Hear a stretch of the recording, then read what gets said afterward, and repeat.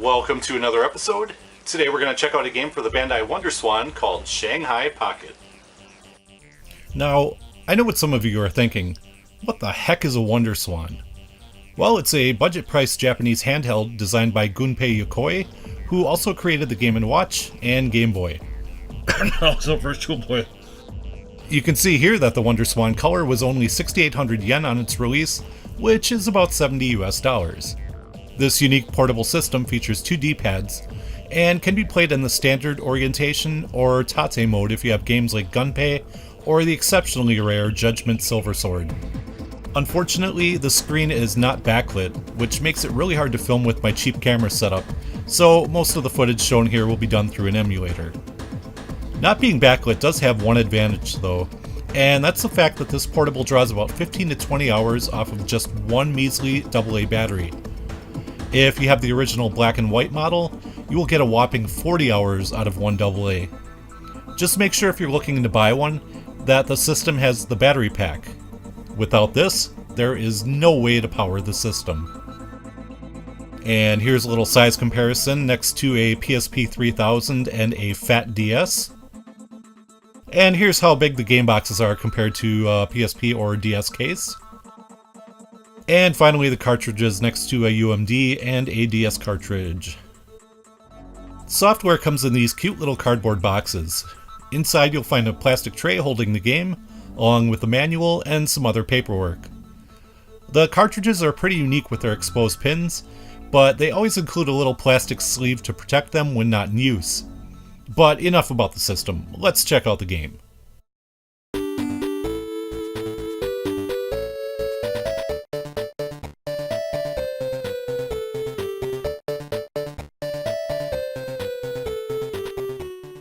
Developed by Sunsoft and published by Activision in 1999, Shanghai Pocket is a simple yet addictive puzzle game.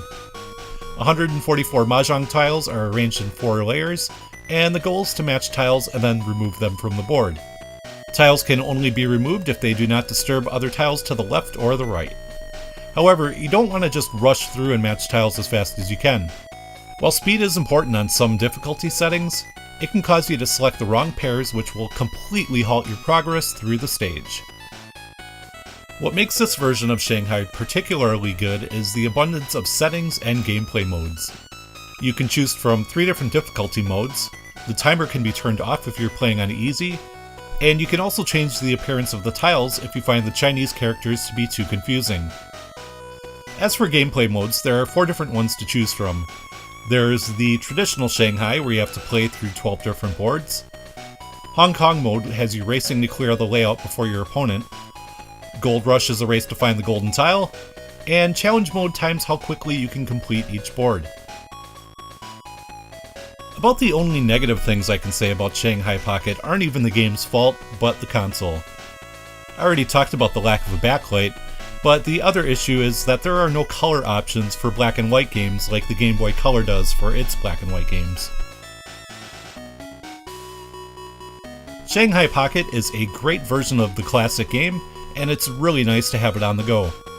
While this definitely is not a system seller, it's worth picking up if you already own a WonderSwan. The game can typically be found online for about 15 to 20 bucks, and there usually isn't much of a price difference between cart-only and complete copies. If the WonderSwan isn't your thing, this game can also be found on the Game Boy Color, although I've heard that that version does not save your progress.